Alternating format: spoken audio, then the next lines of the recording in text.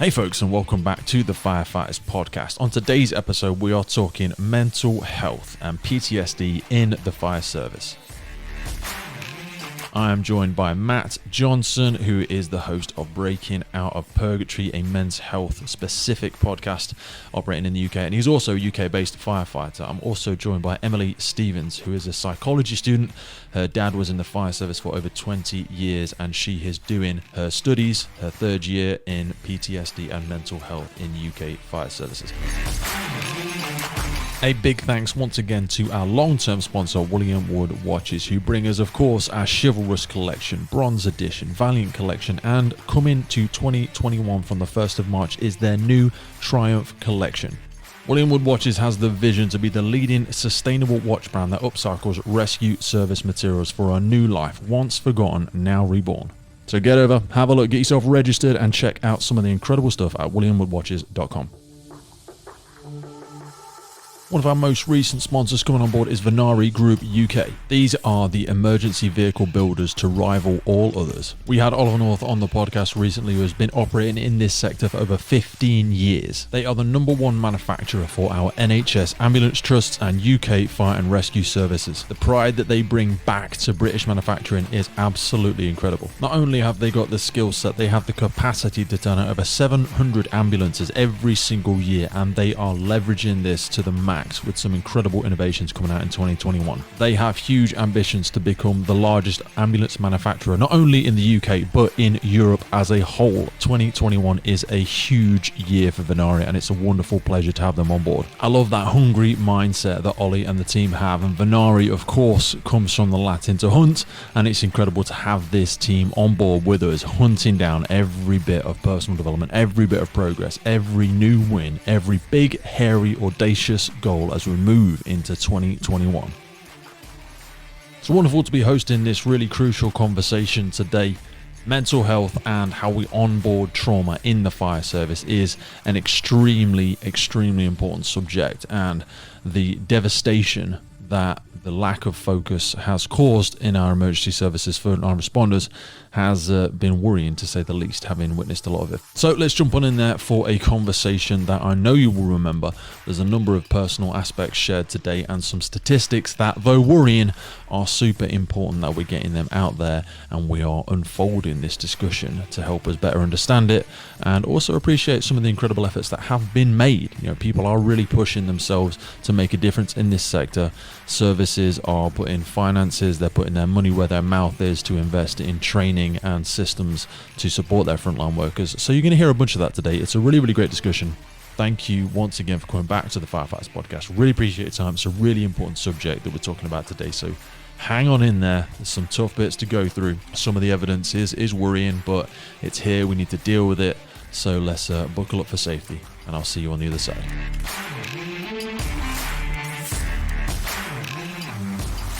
Hey folks. Hello, hi Pete. How we doing, brother? You all right? Yeah, I'm good. How are you? Awesome, my man. Emily's here as well. I saw her. Yeah, not bad, thanks. Yeah. Good. Everybody's slowly getting there. We're slowly waking up. Yeah. Yeah, I was on nights last night. So Absolute animal. Welcome to the podcast, brother. How you doing? All right? I'm wonderful, my man. You host your own podcast, Breaking Out of Purgatory, focusing on men's mental health, and you are also a UK-based firefighter. Is that right? Yeah, that's right, mate. Yep. Beautiful. And we're joined by Emily Stevens. Emily, good morning. Hiya. Hey, and you are a psychology student currently studying sort of PTSD and mental health in the UK fire service. Yeah, I am. Well, amongst the three of us, we seem to accidentally have some sort of rough understanding of the sector. So hopefully people are going to get some value out of our conversation today. Hopefully between the three of us, we can mackle together something. I know we've all got our sort of some thought processes, our own experiences, some of the stuff you've seen, Emily, when asking questions and finding out some of the studies that you've been getting involved with.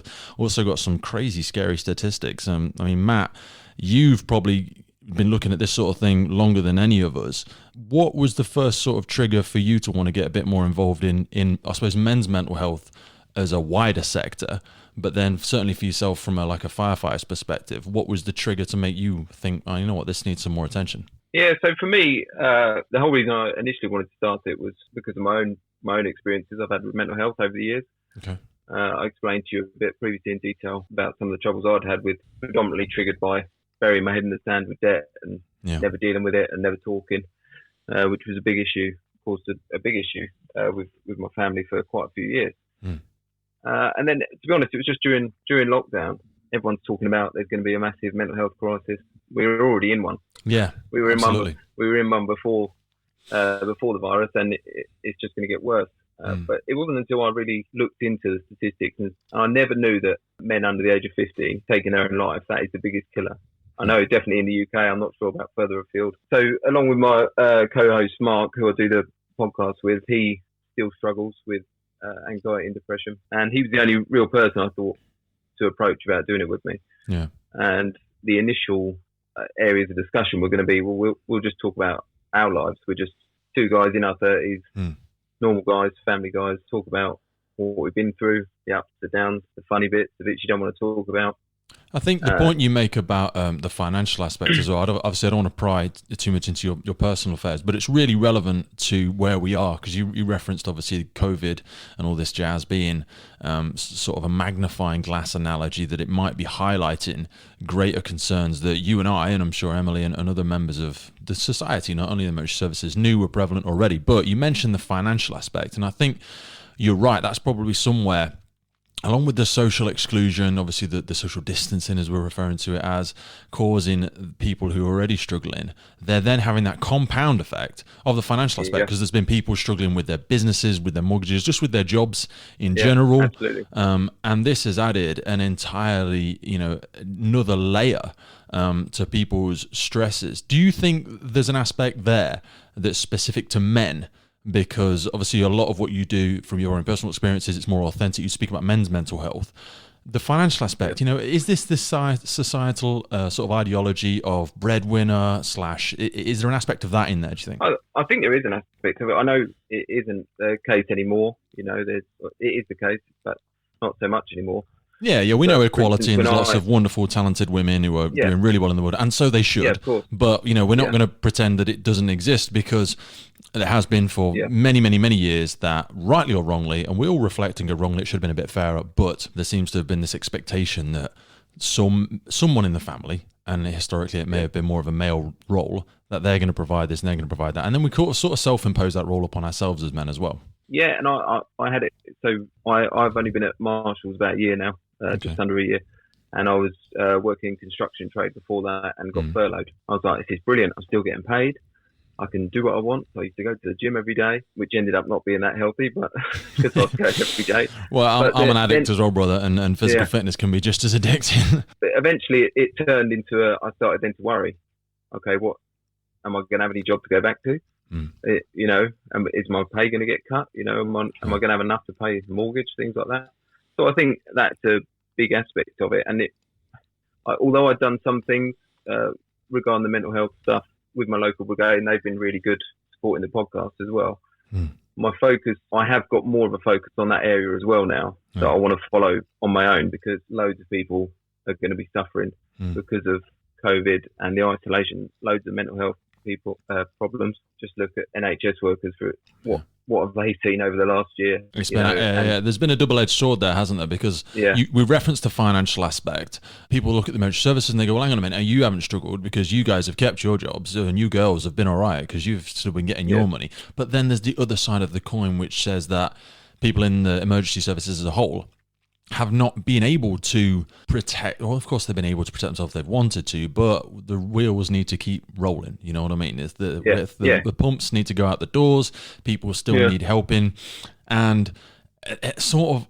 I've personally felt as an operational firefighter at times that you feel a bit guilty even wanting to talk about perhaps anything that you're struggling with, because you're like, well, have I even got the right to struggle with it? I mean, Emily, I wanted to ask yourself, because me and obviously Matt are talking from sort of an inside looking out perspective, and a lot of ours is, we've looked at statistics and we've had this gut feel, but where did your first interest come into it? Because you've got family that are in the sort of emergency services, and you've decided to make this like a non-emotional view and make this a real study in your psychology degree. Is that right? Yeah, so I'm a third-year psychology student, and my dad was in the fire brigade for about 20 years before he was pensioned out for an injury.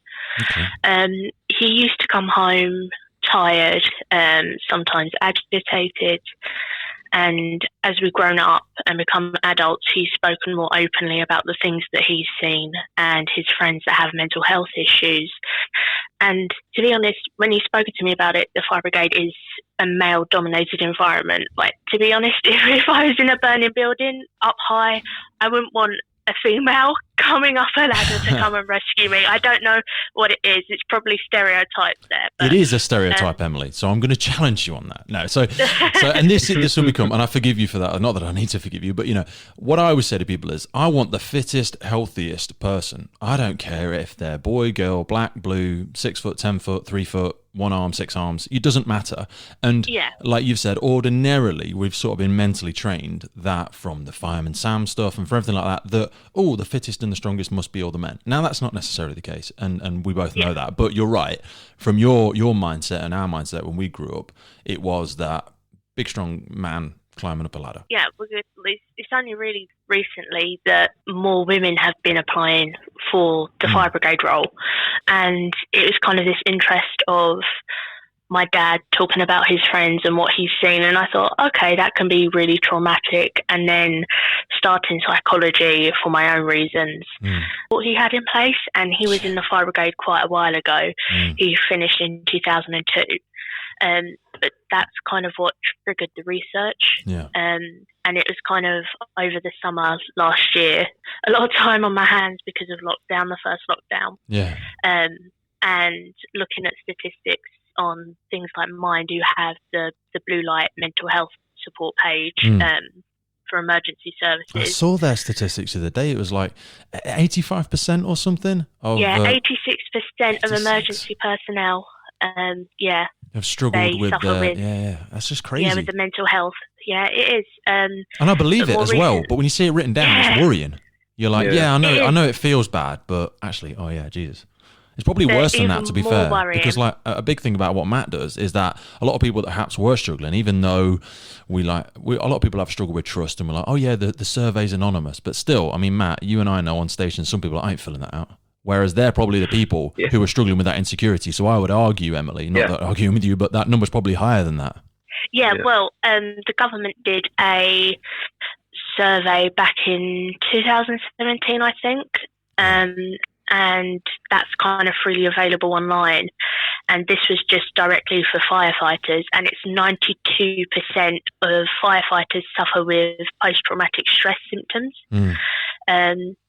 Which is linked to anxiety and depression, and they're all kind of interlinked with each other. But for 92% of kind of fire service personnel to be struggling that much, and for there not to be as much support in place as you think there should be, is kind of worrying, because they're looking after us.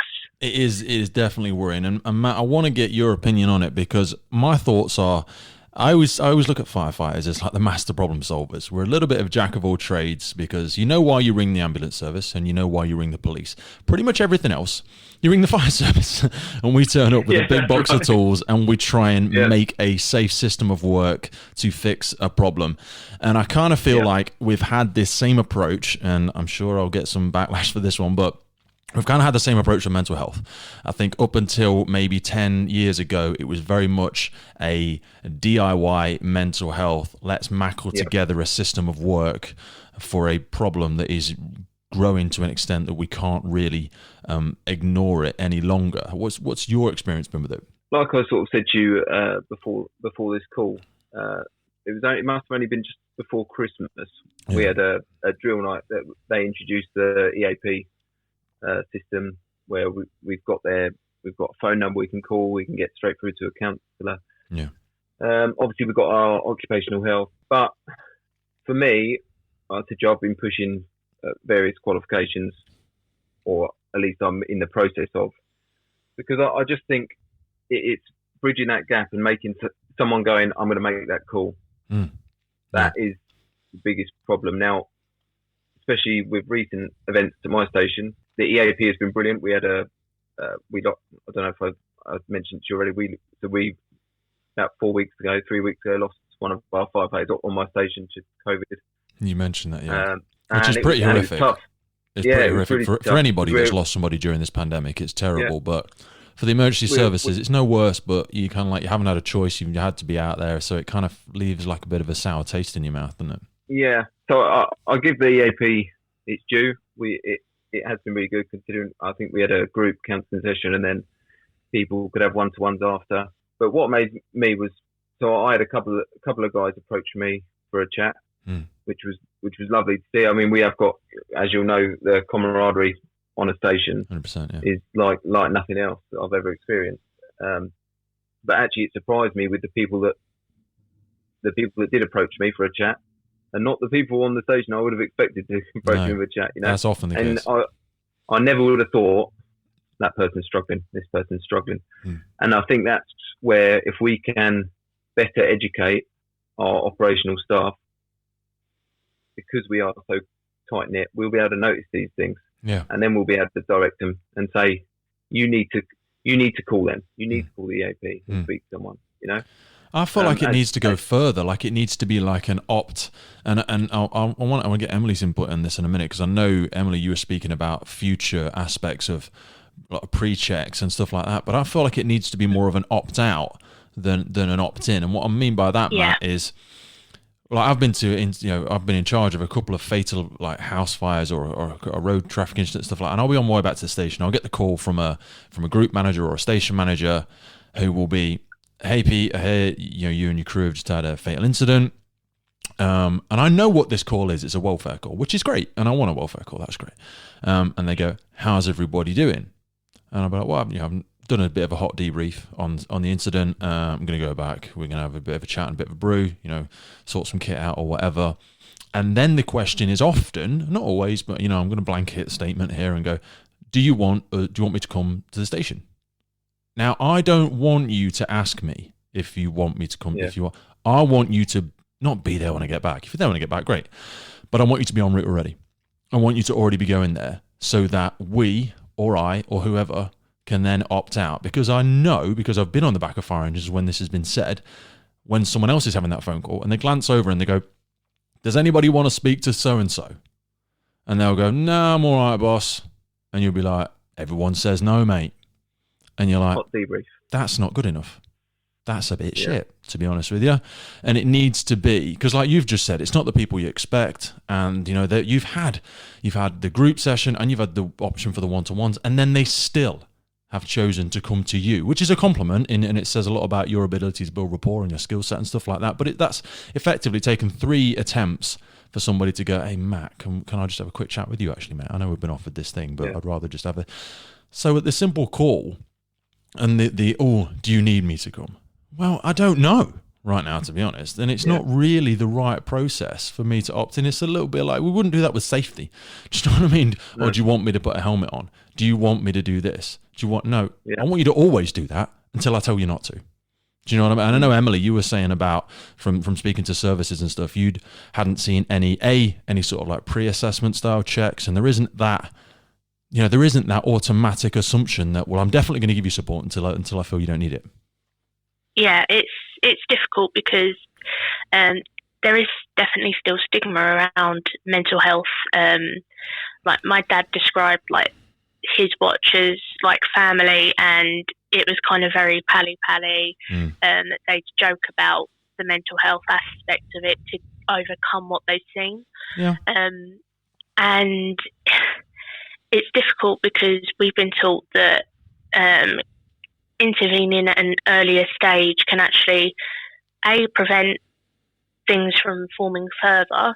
Drastic steps aren't needed. Like my dad had a friend, unfortunately, who was sectioned because he didn't get the intervention that he needed. And I've spoken to fire services up and down the country, and similar to you, they have the kind of people that will call them when there are jobs like where you might lose members of your team, or you see things that just should never be seen by anyone. but there's no kind of baseline tests when you enter the service, so that if you need to do a test further down the line, you can't compare because there is no test. Yeah. And I understand that some people might not want to do it, but I'm talking about a survey that might take you 3 minutes to do some tick boxes, just be completely honest with yourself. And in the long run, it helps you as a person, because it just gives you a little bit of space to wander into that conversational grey matter as well, because when I think back, and I'd be interested to hear what your sort of employment recruitment process was like, Matt. I think the only thing that I really had in and around trauma and or mental health, or the fact that I as an operational firefighter would be expected at times to experience something like that, was, are you going to deal with dead bodies, Pete? I just sort of went... You didn't even have that, I don't think. I think I'll be all right. I says, to be honest, anything I'm going to say to you is probably going to be a lie, because I don't know until I'm there. Yeah, I've seen a dead family member, but, you know, and this is why I don't even ask the question, because, I mean, it's a fairly inappropriate question, but you don't know, and it's not a character measuring question. It's not a manhood question. It's not a, are you tough enough question. It's a subjective question, because also it might not be the first, it might not be the 10th. Did you have anything like that, Matt? I mean, when was the first time you had anything spoken to you about trauma or mental health?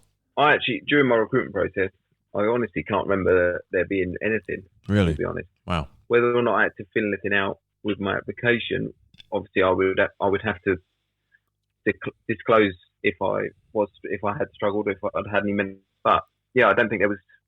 But if this is something that affects 86% of the service, and we know people are taking their lives, and it's causing, I mean, even if you were just a selfish businessman, it's also causing a lot of long-term stress, which is a very expensive thing to absorb as a service, as a company, as a business, anything like that. So it's a massive cost, both in human life and in financial aspect. So we can't just have this excuse anymore of, like, when you said there, Emily, you were like, it was. We see these things that no one's ever expected to see, which I think were the words you used, and I know you didn't use them in a cavalier manner, but we are expected to see that. That's the difference. You know, it can't be a case of where somebody goes, well, it'll never happen. No, well, it will happen, because that's your job. It does. Do you know what I mean? You wouldn't say to a member of the military, "Don't worry, you'll probably never get shot at." Well, you bloody might, because it's highly likely. We've kind of factored that into your job role, to be honest. It's probably even written somewhere. It'll be cleverly worded into something about hostile engagement, I'm sure. But we are expected. We're the people that are going to get called when that stuff happens. When somebody has a crash, when somebody hangs themselves, when you can't get access into somebody's home and the parents haven't heard from them in 2 weeks, we are going to be the ones to come and open the door and look.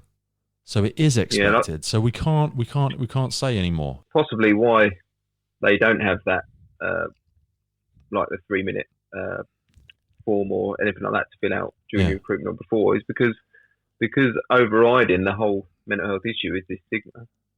People aren't gonna. They will lie on it. They will lie on it, because I mean, it's hard enough to get into the brigade now as it is. Oh Christ, yeah. With the amount of applications that go in, people aren't going to put something down at the risk of being refused, unless it is seriously obvious when you come to interview stage that you do struggle. Yeah. And until we get rid of that, where people can feel comfortable to say, yeah, okay, I have suffered with depression, but that isn't going to stop me from becoming a firefighter, what I want to do. Absolutely, and there's people that are functioning emergency services frontline workers who struggle with mental health on a day. I mean, for Christ's sake, I've been really open about.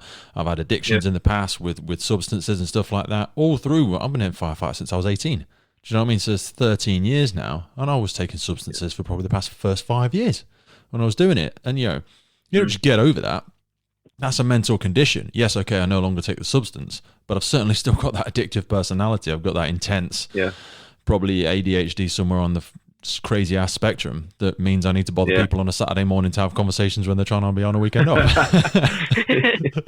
But let's give some acknowledgement to the people that have taken steps forward. I mean, what mechanisms have you found in place, Emily? Because we see things like mental health first aiders and trim, and what sort of stuff have you seen in your conversations that are out there? So a lot more people are taking steps to actually training sessions for mental health in the fire brigade to try and reduce that stigma, especially the London Fire Brigade, more so since Grenfell.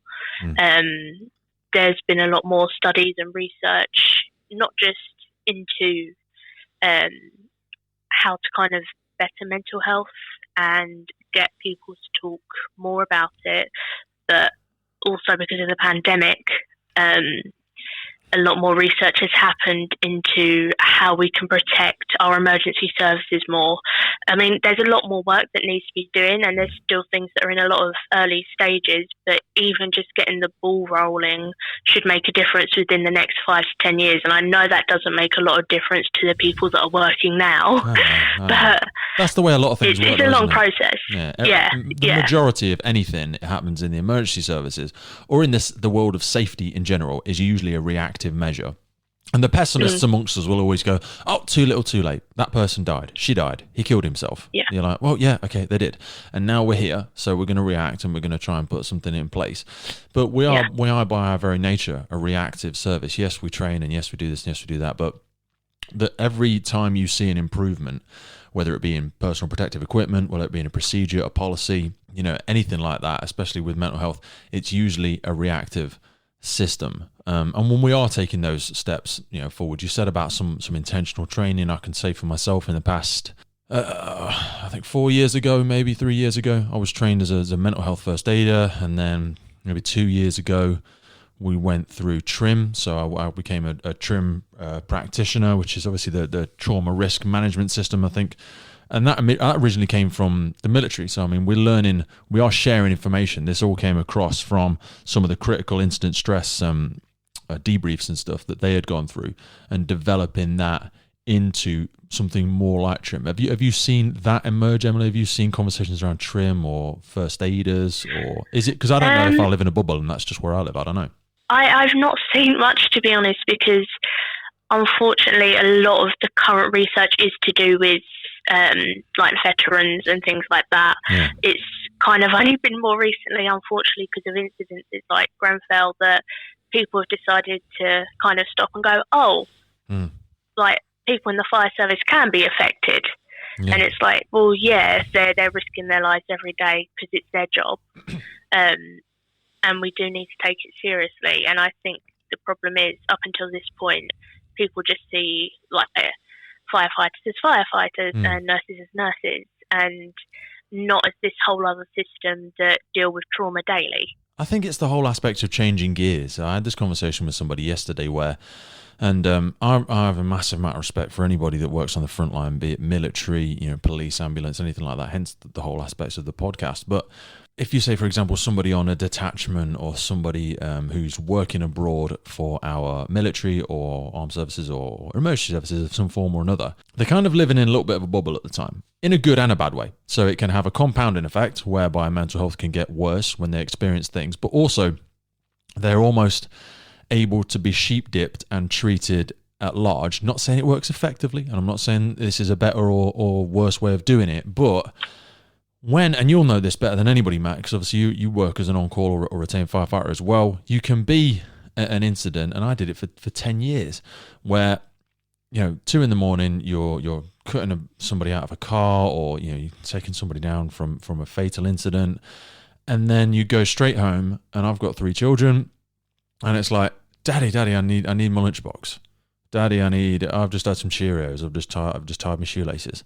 And you've got to try and change gears, and your ability to process that and switch can be quite violent mentally. How has your experiences been with that, Matt? I've been okay with most of the traumatic incidents I've been to. I'd previously been to bariatrics and things like that, and I seem to be okay with them for whatever reason. But I always remember my first fatal, which was a RTC. Ended up with all the paramedics working on this lady on the A1, just on the middle of the tarmac. I ended up holding a privacy sheet up, so I was right, sort of there, seeing everything that was going on. And it was the first job I'd been to that just looked like chaos when I turned up. Yeah. All the blue lights were going on other pumps that were already there. Heli-meds landing. We were cutting the door off the side of the car and getting that woman out. The thing that got me was she'd had a head-on with a family with a 1-year-old that was a similar age to mine. All right. The family were a similar age to my family. Luckily, they were okay. The woman who actually caused the accident, she's the one that was the fatality. Yeah. And we had the hot debrief. As you do, it's like you said earlier. Is everyone okay? Does anyone want to have a chat? But it's generally in a big circle after incident. Yeah. On the side of the A1. You know, I think for some people that worked. Yeah. So we had that, and as you well know, as soon as you get back in the pump, there's normally a bit of dark humour. Yeah, always a bit of dark humour. Did everybody see that? Do you see this? Do you see that? Yeah. You know what I mean? Everyone's like, oh yeah, mate, I saw that. Yeah, and that's just the way it is. I think we were taking the mick out of the police officer trying to take charge of the whole situation. I love it. And but we got back, and I actually felt okay that night. And then it was my wife Beck noticed. She was like, yeah, a bit quiet. And just for a couple of days, I was just processing it, the whole situation. You know, trying to warrant it by going, well, at least the one who caused the accident is the one who had to die. Yeah, you know, maybe not the young family that had their whole life ahead of them. She was an older lady, but and you try and give yourself reasons why it's okay that you went to that. You know, and try and rationalise it, but also that's it. It's hard to talk to people that weren't there as well, or that haven't experienced something similar, because as a society, we vilify death. Do you know what I mean? Because death is a really bad thing. Trauma is a really bad thing. Someone's been hurt. And like, I know from my grandparents, for example, if I wanted to talk about something like that, I mean, they're all dead now, but they would be like, don't talk about that, Pete. That's not nice. That's not appropriate. Do you know what I mean? Don't talk about it. Don't talk about it. So you're then having it suppressed. Whereas, you know, it's you sitting there with your wife, and I have it with my wife, and I'm like, yeah, I don't know. Just go, well, what was the job? And I'll go, well, you know, I don't want to get into gruesome detail, but, you know, so we're doing this, and then when we pulled the steering wheel off, you know, it came out of their neck, or this happened, or that happened, or something started oozing, or their bowels just, and you're like, and then you want to talk about it just to process it, just to kind of like, you know, waft the sheets, if you will, and just unfold it and unpack it and go, well, what's in this, you know, because you kind of just scramble it all up in your mind when you're at the incident, and you need to be able to unpack it at some point and then put it away and go, okay, that was all right, or actually I'm not quite sure. You know, I remember having a conversation with somebody who was, there was a fatal incident, but the person in the rear of the vehicle was the person that had passed away, and the driver was stuck.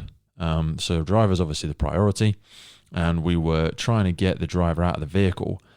And the person who was at the back, you know what it's like when you're doing like a golden extrication straight out the back and you're putting somebody on a longboard. We were trying to take them straight out the back, so they did a full roof removal, and we put a protective sheet and stuff over the person that had lost their life. But one of the younger firefighters, well, not necessarily younger, but one of the new firefighters, was in the position where they were holding the board, and they kept standing on them, or they kept like they really struggled with the fact that we needed to prioritize the person still alive. And we weren't clambering over this other individual by any means, but he was saying to me afterwards, it's just, I know he was dead, but I felt really weird, and I wasn't sure if he was dead, and like there was 1 minute where I thought he was still alive, and I was trying to maneuver myself to hold the patient's head, but I didn't want to step on this other person because it was disrespectful. And how you know, I only had like a 30-minute conversation with that person. I did ring him a few times over the next few weeks, but they've got to go away with that. And there's a lot to unpack there. There's a lot to unpack. And had we not have had such a supportive and open team at the time, I don't know if that person would have felt comfortable discussing it with other people. I'm sure there's a lot of people that wouldn't feel comfortable doing it. Yeah, and I think I know, especially with recent events, it's shown me how tight a knit group we are. Yeah. But whether I don't know whether it's like that on all the watches on whole time. I don't know if they're all as tight. No, I don't think it is, we're mate. a small community station. I think there's a good rapport generally, but the spectrum is massive. I think there's certain stations where it's terrible. Yeah, and that's the worry. Emily, what sort of you say you've been doing these questionnaires, because I saw one ping through to our service where you're trying to take a little bit of a sort of not finger in the air, but a sort of a gauge, if you will, of what provisions are out there now and how supported people have felt. A lot of your studying is looking at the long-term effects. So you're looking at people that have either been in the service or previously passed. What sort of questions are you asking when you're approaching services now? So I've done the majority of speaking to all kind of services, but it's mainly the ones on the questionnaire are ones to do with PTSD, depression, anxiety, because we need to gauge how badly people are really suffering in the services. Okay. But as well, I'm focusing on preventative measures because, as you guys were just talking about, like you might go home to your wives, your partners, speak a little bit to them about what's going on, but it's also important to kind of take in the fact that you do have people to talk to, and it does help to an extent, and those are the kind of things that can help prevent mental health issues from forming.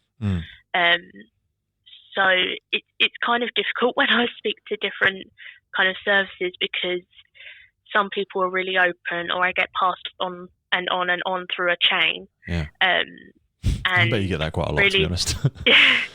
Yeah. And I understand they want to get me to speak to the right people, but and there's probably also an aspect of guilt at times where they're like, oh, actually, we're not really doing much, and I don't know who you are, so I'd rather you didn't ask because we're a little bit rubbish at it. You always have to go around the houses with Well, I mean, the thing is, it's questions they may not want to answer, and I understand that, but it's questions that need asking. 100%. Because without us asking the questions, there's going to be no progress, which is why I tried to make the survey as short as possible. But I did want to look at those preventative measures because, like you said, you have your colleagues to talk to who do go through the same things that you do, although you process them differently. And things are getting slightly better, so you do have like mental health teams to talk to.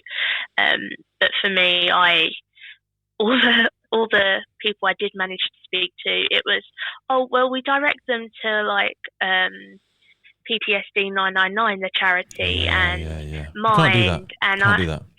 Yeah, it's can't keep shrugging it off, because we have this, like, Matt, when I go to businesses, right, we go to businesses to talk to them about their risk plan, talk to them about what they're going to do in the event of a fire. Now if they've got a really big business and they've got some pretty dangerous stuff on site, or they've got a hazard that may cause a big issue, their answer to what are you going to do if there's something goes wrong, they can't just say, oh, we'll ring 999. They can't do that. They have to have a plan in place, because what they have now identified is a likely outcome. So the reason I use that as an example is, in the fire service, we now have a very obvious issue. We have something that is now recognised. There is an expectation that this is going to happen, and if we don't do something about it, it's only going to get worse. It's going to perpetuate and go further and further afield and be more of a problem.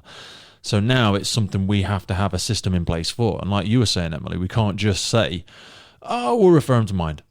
We'll pass it outside, because it's not really our thing. It's nothing really to do with us. No, it is to do with you, because these people are experiencing this, not entirely, but predominantly as a result of the work that they are doing for you, the fire service. So you must have a system in place. A difficult situation. I know you have like occupational kind of psychologists and things like that, but you speak to people in offices and they have like occupational health and things like that, and you would think in the fire brigade or emergency services in general, where you see the things you do, experience what you do, even if you don't know that those people are there, you should know, and people should be telling you that these people are there for you. And I think that's half the issue as well, not knowing who you can go to, because like when I spoke to London Fire Brigade, they said, they can come and speak to us, we can signpost them to these people, and that's okay, but people deal with trauma differently, and this is why I'm not too keen on what you guys currently have in place, which is like straight after the trauma you get contacted, which is good, and you know that support is there, but like Matt said, it's like 1 or 2 days after the incident, that's when you start processing it, and you're like, oh, I did go through that, and it is affecting me, which is why it should be a constant thing, even if it is in the background. I have like a little personal thing for me where I put it in my own phone diary. I'll email them a week later, and I'll email them a month later, and then I'll email them 6 months later. But that's just something I come up with myself. I just put that in my own phone diary, and I'm like, incident 36, whatever, and the crew members that were with me. Yeah, but so you, Pete, you're a crew manager, is that what you said? Yeah. So again, I do believe that there is help now. My brigade does have occupational health, but generally, if it's a mental health issue, it will go to the EAP, or they'll direct you there. Now, I know someone, it's just another brigade, he got put forward for some counselling. Okay. But that came from his line manager. It didn't come from watch manager and above. It came from someone who was on his watch, who knew him, and knew that he potentially might need to speak to someone. And this is why I think we should, I don't know how many numbers we should have on each watch and things like that. Should be at least one, though. Yeah, you should have people on your station. Maybe for me, for instance, retained. I could do it because I cover this time. I do these hours in a week. Another person who has a different shift to me could be. So you've always potentially got someone around to talk to. Yeah. And we should treat it as important as physical health, because about signposting. Because if you're on station, they're like, your first aider is this person. So if you have an injury, there's going to be somebody there in case you cut your finger. Who is there to support you from that psychological aspect? I mean, certain places have like station chaplains and things like that. And, depending on your religious background, it's largely irrelevant. The principle is the same. And I think it's good because that person is ultimately there for your welfare. But you're right. We have workplace trainers for road traffic collision, for BA, for rope, for whatever. Why have we not got one per watch? And I don't know where you necessarily fell in that example there, whether it was per station or per watch, and I don't want to get into the minutiae of it, but I would definitely have at least one per watch. Not, I need to wait until handover so I can see Jeff or Susan on Blue Watch to tell them that I've been depressed for 3 days and I'm thinking about killing myself. Oh, actually, they're off on leave, so never mind. Do you know what I mean? That's not good enough. When you have that instinct to reach out, it needs to be easily accessible. I think it's difficult because it is part of the stigma. Your brain is an organ. You go to the doctor if you're having problems with your kidneys or your heart. Your brain is an organ, and it needs to be treated the same way medically, just psychologically. And people don't see it as that. There's still a lot of stigma about people who might be on antidepressants, yet 1 in 4 people are on them. Yeah. And people don't see it like that, and they should. And it's just difficult because every station I have spoken to do it so differently. Yeah. And there's no kind of one universal thing in place that can be tweaked for each station, which could be helpful, like you said, just having one person on each watch. Just a little bit off topic, I went through the FBU in the end because I wanted to seek some training. And within 24 hours of me looking through their courses, I had been sent out all the paperwork, all the books for mental health level 2 awareness. Yeah. So I'm currently going through that. They're going to put me straight on level 3, which is obviously positive, but that's not, that's the FBU, that's not the brigade. No, yeah, absolutely. And we thank them for doing that. And it's a wonderful organisation, but it's quite sad that has had to be the case. Yeah. So in terms of moving forward to stuff like that, you obviously said that you've done it through the FBU, but also in private business. I know you champion this across HAIX, with your podcast. It talks about the wider aspect of men's mental health and not just in the emergency services. From all the stuff you guys discuss on your podcast and sort of the people that you connect with, Matt, what are the things that you feel are like the baseline? So we've spoken about awareness, we spoke about mental health first aiders, we spoke about trim. Which bits do you think we need to have as a baseline? It's difficult. I mean, so I used to work in construction. Now, like I've chatted with my mate Mark, and he still is in construction, and he says, it's no difference when I was in construction. There's nothing around. And this is the big problem is how do you bigger companies need to do more to make it seem totally okay to have a chat. Yeah. To say, construction especially, it used to be, just get on with it, just get on with it, you'll be fine, all that sort of stuff.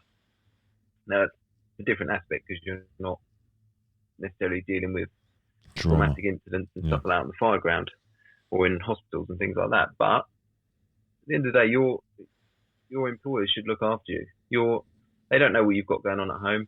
Yeah. You know, they don't know if you're paying off loads of debts. They don't know if your marriage is falling apart and things like that. And ultimately, it would benefit them. 100%. Because absolutely. If you're not safe and well in your mind, then you can't be effective at work. You know what I mean? You've got to have that mental fortress in place to be able to go out and be effective in the world. You know, it's worth it from a selfish, horrible financial perspective. You want the best out of somebody. You've got to care. You should care about them as a person, not as a number. Yeah, that's it. But it is, what the answer is, I think I've spoken about this before, but I do think the attitudes are changing. 100%. I think generationally, people are growing up now with their parents teaching them, if you're struggling, you talk about it, or, you know, and people are generally, but we're talking generational. Yeah. So there's still a huge, long wait for that. And I think we need to push that along. I mean, I can give you an example. So although with my private sector work, they have been a lot more forthcoming with the training. When I'd not long been there, I got invited into a meeting about what do they do after an incident. So I said I work at Marshall's. I work at one of the airports they own, and it was a discussion about worst thing that can happen on this site is a plane comes down. Okay, right. What have we got in place then for the responders and people like that are going to be there? And it turned out it was nothing. Absolutely nothing. Nothing for trauma or mental health. I was amazed at the attitudes of I'll just call them old hats. Some of the things they said in that first meeting. They're the sort of things that, in all due respect, if it were an open meeting, they'd be losing their jobs over. Some of the things they come out with what are we going to have people with mental health helping other people with mental health? As if it was that's not possible. You can't have that. Yeah. You know, just a few comments here and there, and I just thought, you are so in the past. Yeah. You know, and these are people at the top of the tree at big companies saying stuff like that, and you're like, this is the problem. Yeah. Because there's still attitudes like that think if you've got mental health, then you're not capable of, And you're weird. And this whole mindset of just dig in and mental toughness and all this stuff. I mean, I love a bit of mental toughness. You know, I get in ice baths and do all sorts of crazy stuff, but that doesn't mean I'm ignorant to the fact that other people are struggling. And it's not to say that I don't struggle in myself. Do you know what I mean? And they talk about this cotton wool generation as though it's a new thing and we're making a mountain out of a molehill that didn't already exist and we're actually inventing the problem. We're not. We're acknowledging the elephant in the room because people of the past have still had these same challenges. We are now seeing these spur out even more so. And also we've got the added aspects of social media and then social expectation and all of these additional mental stresses, which we have placed upon ourselves. You know, people don't have to engage with things like social media, but it is definitely an aspect that we need to appreciate is now adding to people's,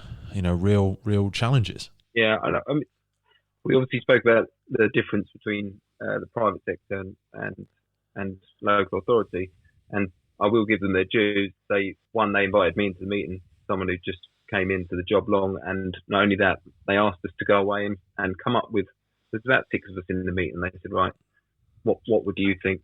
Yeah. And I tried to make, you know, I'm not an expert, but from someone who's operational, I wrote down a 6-point plan of what I would like to see, what I think is important for people, and they went with it. That's which amazing. Really surprised me because I've never and they've taken on board the trim and stuff like that. And that's when they started saying, right, all we've got to work out is how many people we're going to train in it. Yeah. How we're going to do it so that we've generally always got someone on site that is trim trained. So in that respect, it was a short process, and all of a sudden, okay, right, that's in policy now. Yeah. Whereas, as you'll know, for some reason, everybody operationally on local authority knows what needs to be done. Yeah. And yet you go higher up, and it just keeps going back and forth and back and forth. Yeah. FBU, back to and it gets. I've never known a job like it with the politics, even in retained. Yeah. I get fed up of hearing about it. Yeah, You know? It's crazy.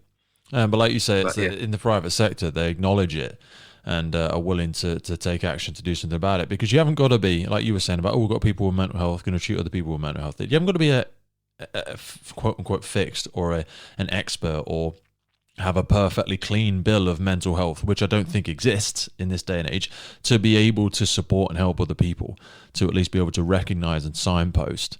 Do you know what I mean? It is an aspect of we can all help each other. None of us is the Messiah. No one is the God of mental health. And and I think even people in psychiatry. I mean, Emily, you may be able to shine some light on it. There's a massive issue with people struggling with mental health who work in the mental health sector. Who work as psychologists and sociologists and things like that. So it's not about having the answers. It's about being willing to have the conversation. Yeah, you would be surprised how many psychology students have actually been through things themselves. I really struggled at school. It really affected my mental health. I had counselling. I was put on depression pills, all sorts. And I thought, this isn't good enough. I want to know more about why this stuff is happening to me, which is how I got into psychology.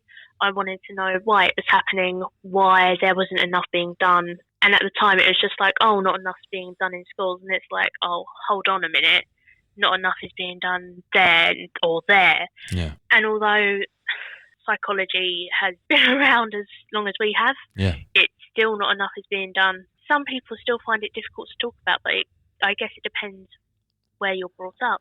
I think a lot of people aren't necessarily think it's a popular thing to explore your own habits and behaviors and temptations. And I hear what you're saying there, and I thank you and appreciate you and acknowledge you for sharing that with us, and thank you for that. But it says a lot to me that because I have a similar aspect myself, and I think the reason you value it so much, because certainly I'm the same, is that your values come from your voids. Do you know what I mean? So you and I, and certainly from, if I'm hearing you correctly, through each other, at some point in your life, you've had a void in dealing with a psychological aspect. So now you value it so much more. You value how important it was for you to get that help. And until somebody experiences it themselves, they perhaps don't value it enough. So I think the more we look into that, it will support that idea that people go, oh, well, so-and-so, how are they going to help anybody because they've struggled with something themselves? Yes, they have struggled with something themselves, so they can appreciate the value of it.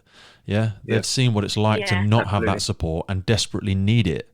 So let's listen to them, because they know what it's like to feel left out in the proverbial cold, struggling with an internal demon. Yeah, I think that's part of the issue. People see psychologists. My dad said that when he was in the fire brigade, they called us coops.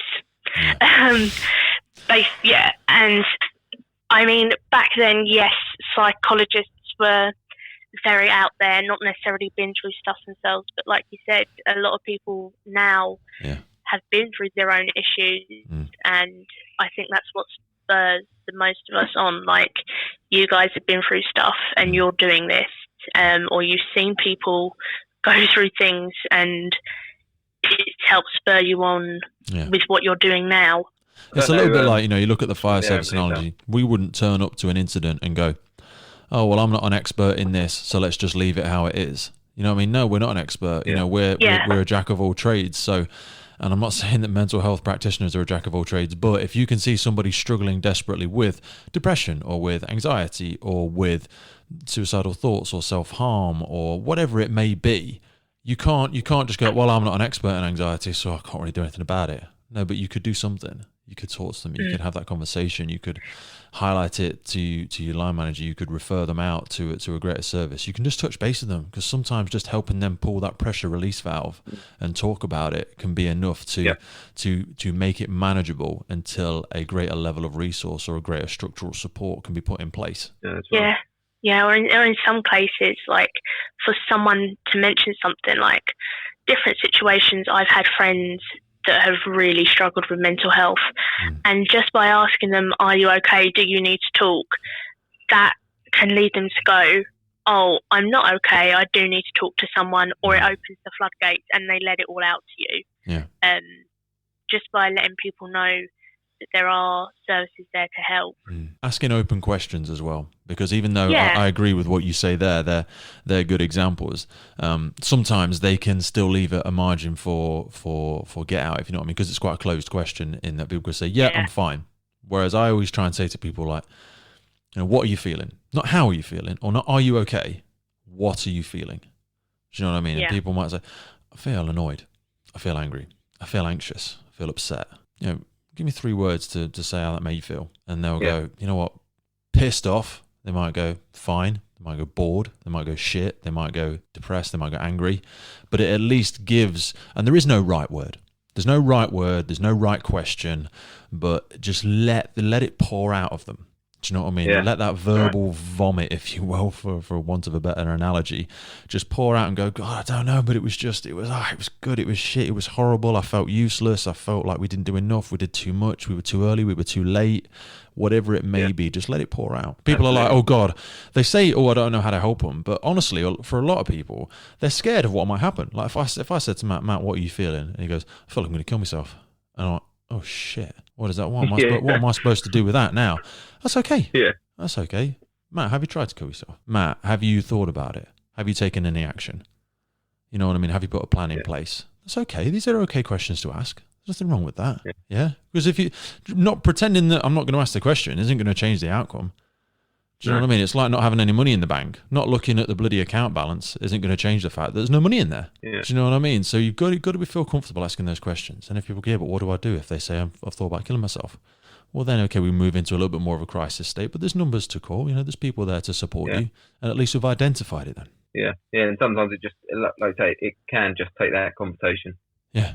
For them to take those steps, whereas if no one had asked them, they'll just be in their own head thinking, no one's asked me. So and we need to break that because some people are like, oh no, you can't ask that question. You can't ask people that. No. Why not? If they're bloody thinking it, I want to know. Do you know what I mean? There's no me not asking the question doesn't mean they ain't thinking about it. I think that's half the problem because it's that stigma again, kind of breaking that down.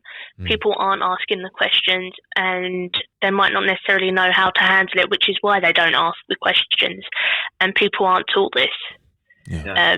Which is why it makes it difficult to ask the questions. And although, like you said earlier, things are changing and things are getting better in regards of people being more aware about mental health, people don't know what to do if you do ask them those questions and they say, oh, well, I don't know, I self-harmed today or I'm going to kill myself tomorrow. You know, they don't know what to do with that.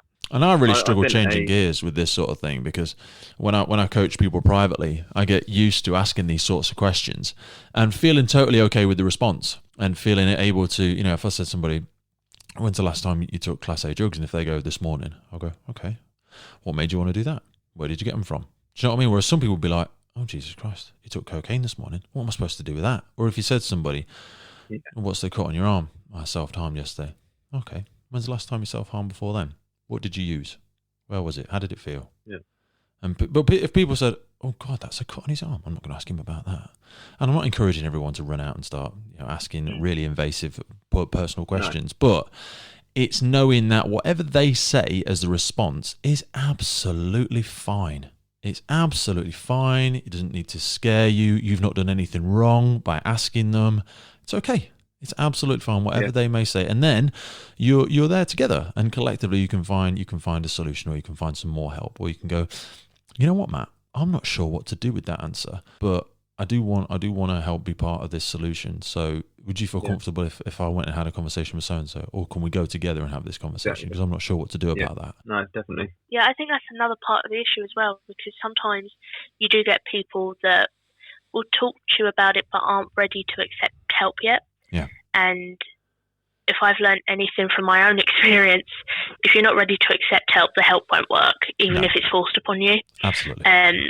So that's another part of the issue, like not forcing it on people, but kind of bringing up that conversation to know that it's okay to talk about. Yeah. Again, I think it starts from when I started this podcast, one of my ultimate goals would have been to go into schools and teach life skills. We used to have a visitor come in. Let's do it. We've done an episode on it because I know I was terrible at school. I got easily distracted. If anything goes by the jobs I've done since I left school, I learn practically. I don't learn reading out of a book. Yeah. Which is why doing this mental health awareness is tough for me to stay focused, but I am enjoying it. But we don't teach people when they leave school how to deal with mortgages, how to deal with the stress that you might lose a job, that you how the mortgages work, how the interest rates work. Yeah. You know, when I left school, it was before the recession, and as soon as I turned 18, I got sent a credit card. I got given an overdraft, and this was the time when you didn't have to ask one. Yeah, free money. Woo! Yeah, And I think I got sent a £2,000 limit on a credit card. I was earning nowhere near enough to pay that back. Yeah. So of course, being 18 and ridiculous, I went and threw it up the wall. Yeah. And that was the start of it. Now, I'm not saying I necessarily would have taken it in, but I might have taken in a little bit of the snippet of someone saying, this is what can happen if you don't pay your bills. And ultimately, that's what led to all my stress and everything.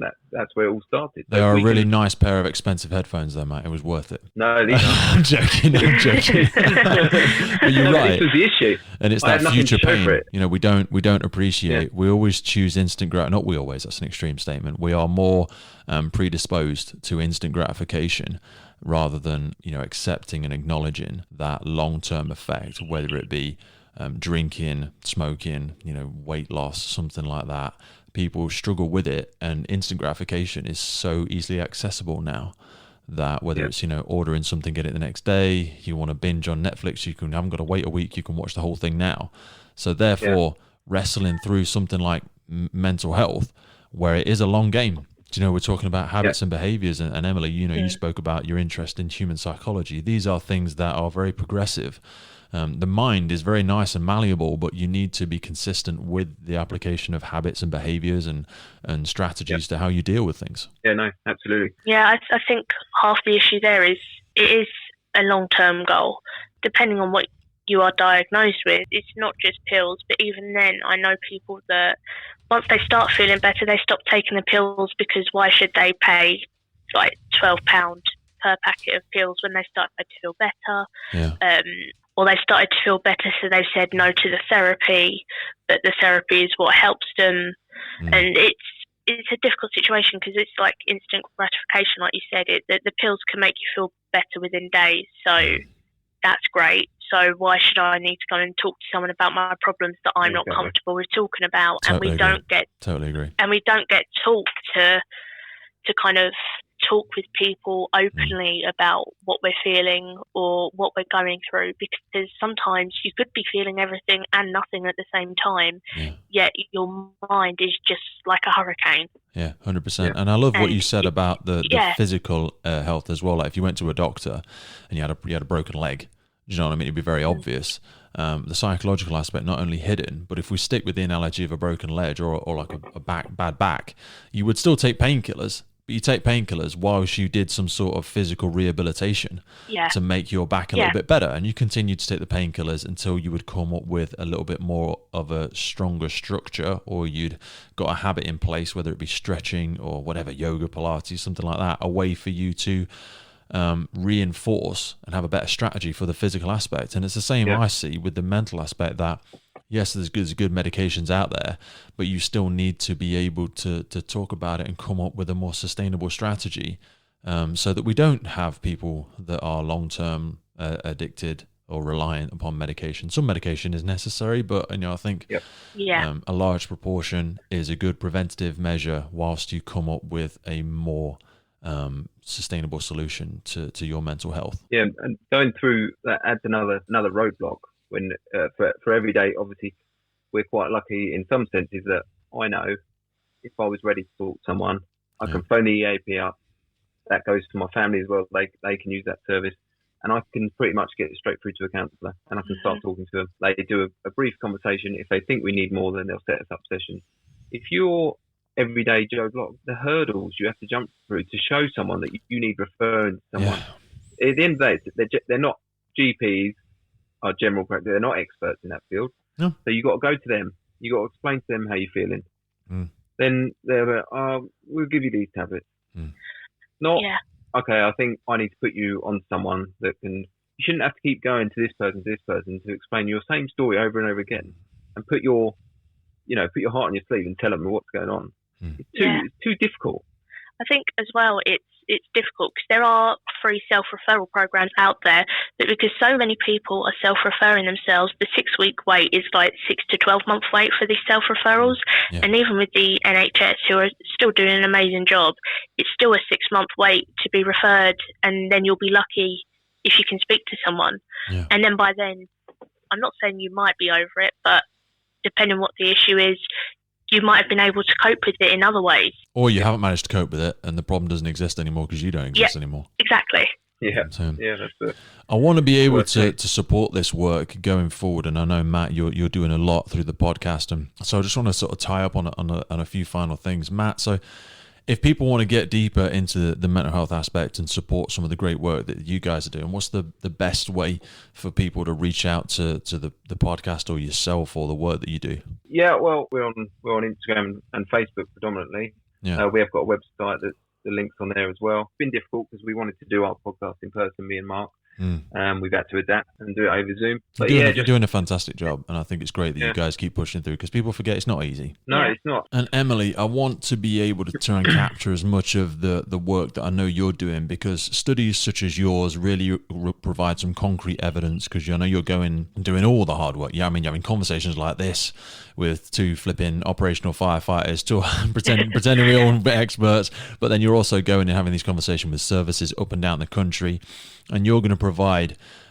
through your studies, potentially something that people can refer to and will hopefully add to the weight behind making that change. So how can people complete sort of your questionnaire that I know is going out to a lot of services? Is there a way for them to access this, or can we drop a link into the comments just to be able to add to the support and the work that you're doing? Yeah, I can send you the link to put in the comments, and it's also on Facebook.